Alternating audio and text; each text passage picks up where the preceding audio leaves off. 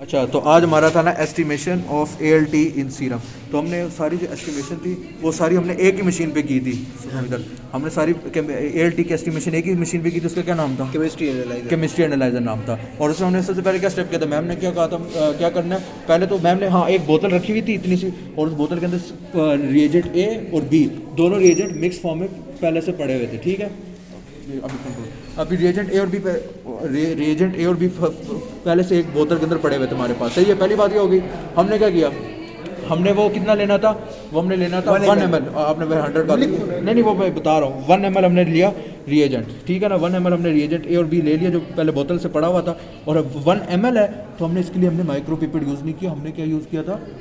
Dropper use किया था, क्योंकि हमारे ये माइक्रोलीटर में अमाउंट नहीं थी, एमएल में थी, इसलिए हमने इसके लिए ड्रॉपर यूज़ कर लिया। तो ये हमारा पहला स्टेप हो गया। हाँ, इससे भी पहला स्टेप जो मैम ने कहा था कि सर ने कोई पूछते हैं, वो हमने पहला स्टेप ये बताना है कि हमने कोविड को क्लीन करना है। कोविड क्या मैम ने कहा था क्लीन करना है कोविड को, क्या वही था शीशे की बोतल। यस, और वो पहले हमने सर को बताना है कि कोविड क्लीन किया। उसके बाद हमने बोतल में से 1 ml ले लिया ड्रॉपर की सूरत में और उस कोविड के अंदर डाल दिया 1 ml। अब क्या करें? टेस्ट ट्यूब में क्या फ़र्क है? हाँ, कोविड और टेस्ट ट्यूब में क्या फ़र्क है? कोविड जो होता है थोड़ा छोटा होता है टेस्ट ट्यूब के बदले टेस्ट में। ट्यूब बड़ा होता है। हाँ ठीक है, अभी सुनो अभी। अच्छा, उसके बाद क्या हुआ, हमने जब 1 ml जो है वो ड्रॉपर से डाल लिया कोविड के अंदर। हाँ, अब हमने माइक्रो पिपेट लिया। माइक्रो पिपेट ऐसी थी जैसे मैंने पहले भी बताया था, ऐसी माइक्रो पिपेट थी, ठीक है, थोड़ी ऊपर रखना। तो ऐसी थी। फिर हमने क्या किया, हमने पहले माइक्रो पिपेट के लिए आगे से एक चीज़ होती है लंबी सी, वो जो सक करती है, वो हमने पहले चीज़ उठाई और यहाँ पहले हमने शक्कर पहले बस वो, लेकिन बताना इसलिए ना कि याद रखने साल के एंड तक करना है। तो अच्छा, तो हमने वो शक्कर जो है वो इधर आगे लगा लिया, पहले ये लगाया। उसके बाद यहाँ हमने 100 क्या करना था, 100 वैल्यू सेट की थी, और वो भी माइक्रो लीटर। 3 पिपेट्स हैं इधर। हमने माइक्रो लीटर वाले पिपेट को उठाना है, ये सबसे कंफ्यूजिंग बात है। ठीक है, माइक्रो लीटर वाले पिपेट, एक मिनट, माइक्रो लीटर वाले पिपेट को उठा लिया, इधर 100 भी सेट कर लिया, इधर शक्कर भी लगा लिया। अब क्या करना है, ये रोटेट मैम ने पहले से किया हुआ था, लेकिन रोटेट भी करते हैं, लेकिन मैम ने पहले से किया हुआ था। अब मैंने क्या किया, मैंने इसको प्रेस कर दिया, और इतना प्रेस किया कि मुझे 2 टक की आवाज़ आएगी। 2, एक नहीं 2, मैम ने बताया था 2 टक की आवाज़ आएंगी, इसलिए मैं करते इंपॉर्टेंट है। हाँ, अब आगे सुनो। फिर क्या हुआ था, फिर जब मैंने 1 टक की आवाज़ को छोड़ दें। 2 नहीं, एक की का मैंने कहा जब दूसरे की आवाज़ आएगी तब आपने छोड़ना है, वो कंफर्म भी बात मैं करवा दूँगा। अभी सुनो। अच्छा, हमने जब प्रेस कर दिया उसके बाद हमने क्या किया, उसके बाद हमारे पास क्या था, सीरम मैम ने किधर दिया होता? 100 ml। नहीं, सीरम भी तो यही रहना था। नहीं, सीरम सक करना था ना इसके थ्रू। तो हमने इसको किसके अंदर डाला था? कोविड के अंदर ही डाला था। कोविड के अंदर सीरम डाला हुआ था ना पहले से। हाँ, कोविड के अंदर सीरम पहले से डाला हुआ था, उसके अंदर हमने इसको डाला, उधर से सक कर लिया। और जब सीरम सक हो गया, जब हम सीरम सक हो गया तो जिसके अंदर हमने रिएजेंट ए और बी 1 ml डाला हुआ था, उसके अंदर हमने सीरम डाल दिया। अब हमारे पास एक कोविड जो छोटी सी टेस्ट ट्यूब है, उसके अंदर रिएजेंट ए और बी भी आ गया और सीरम भी आ गया। ठीक है, सीरम की क्या वैल्यू है? 100 माइक्रोलीटर, और रिएजेंट ए और बी की क्या वैल्यू है? 1 ml। अब जब ये कोविड के अंदर आके हमने क्या किया, केमिस्ट्री एनालाइजर मशीन को ऑन किया, एएलटी हमने सेलेक्ट किया, और उसके साथ जो एक धागा निकला हुआ था, उस धागे को हमने पूरे डिप ट्यूब थी छोटी सी, उस पूरी ट्यूब को हमने अंदर तक डुबोया। और जब अंदर तक फुल डुबोया, फिर हमने क्या, कौन सा बटन दबाया? उसके साथ ट्यूब के ऊपर बटन था। हाँ वो, हाँ बिल्कुल, वो ट्यूब के ऊपर वाला जो बटन था उसको दबा के रखना था। जब तक दबा के हमने उस तक रखना जब तक ग्राफ नहीं, दबा के उस तक रखना था जब तक वो स्क्रीन के ऊपर जो 5 बक्से हैं उसमें जब तक एक बक्से में ऊपर पूरी बॉक्स जो थे, उस बॉक्स के ऊपर जो पूरी जो लाइन है ब्लू वाली, जब तक वो पूरी ना गुजर जाए उस तक हमने करना था। अच्छा, तो ये हमारे पास था एस्टिमेशन ऑफ एएलटी।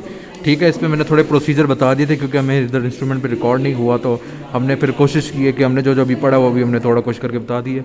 तो इसमें इंट्रोडक्शन ये है कि इसको SGPT भी कहते हैं, और तो इस SGPT को कहते हैं सीरम ग्लूटामेट पायरोवेट ट्रांसफरेज, ये एएलटी का दूसरा नाम है, और ये साइटोसोल में प्रेजेंट होता है और अबंडेंटली माइटोकॉन्ड्रियन, और इसके मुकाबले में AST जो होता है वो माइटोकॉन्ड्रियन और साइटोप्लाज्म में होता है, ये जबकि साइटोसोल में होता है ALT, जिसको हम कहते हैं सीरो ग्लूटामेट पायरोवेट ट्रांसफरेज।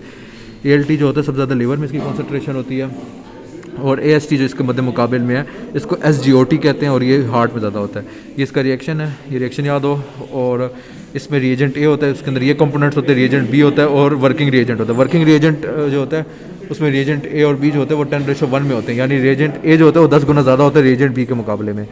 और ये इसको हम वर्किंग रिएजेंट को इंक्यूबेट करते हैं 37 डिग्री सेल्सियस में। तो इसमें इंपॉर्टेंट पॉइंट ये याद रखना है कि जो इसकी नॉर्मल वैल्यू हमने यही लिखनी है, असल में इनके पास सीरम नहीं है तो यही वैल्यू हमने लिखनी है 7 to 56 UL। और हेपेटाइटिस में इसकी वैल्यू जो होती है ALT की वो 1000 हो जाती है, और बाकी ये भी कंडीशन होती है, इनमें भी इसकी ALT की वैल्यू ज़्यादा हो जाती है। और ऑस्पी के क्वेश्चन ये हैं कि what is the normal function of the ALT। तो ये ट्रांसफ़र करता है अमाइनो ग्रुप को एलानिन से पायरोवेट में, ठीक है, और पायरोवेट से एलानिन में भी कर सकते हैं, तो वाइस वर्सा का ये मतलब है। और इसके बाद है कि where ALT is found in the body, तो इसमें ये है कि ऑलमोस्ट ऑल टिश्यू में फाउंड होता है, और सब लेकिन सबसे ज़्यादा ये लिवर में होता है। और कॉजेज़ मैंने बता दी हैं कि इन कॉजेज़ में ALT ज़्यादा होता है। और मोस्ट कॉमन डायग्नोस्टिक यूज़ क्या होता है कि ये हेपेटोसेलुलर, हेपेटोसाइट्स जो लिवर के सेल्स होते हैं उनके डैमेज को सही करता है, उनके डैमेज को डायग्नोज यानी डिटेक्ट करते हैं। अच्छा, तो इसमें ना ये लिवर के सेल के डैमेज को डायग्नोज करता है, उनके डैमेज को पकड़ लेता है। और AST और ALT जो होते हैं ना वो अपोजिट रिएक्शन में करते हैं। ये क्यों करते हैं जबकि दोनों ट्रांसफरेज हैं? ALT जो होते हैं ना और जो अदर अमाइनो ट्रांसफरेजेज होते हैं ये ट्रांसफ़र करते हैं अमाइनो के जो ग्रुप होता है ना रिस्पेक्टिव अमाइनो ग्रुप को अल्फ़ा कीटोग्लूटारेट में। जब इसको इस अल्फ़ा कीटोग्लूटारेट में ये अमाइनो एसिड को ट्रांसफ़र करते हैं तो ये क्या बना लेता है? ग्लूटामेट। ये ग्लूटारेट है, याद रखना है, तो ग्लूटामेट बना दी। तो ये बात हुई क्या है कि इसने अमाइनो एसिड को जो था उसका जो अमाइनो ग्रुप है उसको अल्फ़ा कीटोग्लूटारेट में डाला और ये बना दिया। इसके मध्य मुकाबले में AST क्या करता है? वो अमाइनो ग्रुप को बनाता है और ट्रांसफ़र करता है, यानी ट्रांसफ़र अमाइनो करता है ग्लूटामेट को, ग्लूटामेट से अमाइनो ग्रुप को ट्रांसफ़र करता है ऑक्सैलो एसीटेट में और क्या बना लेता है? एस्पार्टेट। और इधर फ्री अल्फ़ा कीटोग्लूटारेट प्रोड्यूस होता है, उधर अल्फ़ा कीटोग्लूटारेट को यूज़ करके वो ग्लूटामेट बना रहा है। तो ये दोनों अपोजिट रिएक्शन में काम करते हैं। और जो इनकी जो नॉर्मल वैल्यू है वो है 7 to 56 UL। तो यहाँ मैंने पूरा ALT का जो सीरम है उसको मैंने फुल कवर कर लिया है। और ये इसका तरीका, सबसे पहले ये तरीका ये सबसे पूछते हैं, सबसे पहले आपने क्लीन करना है क्यूवेट को ज़रूर।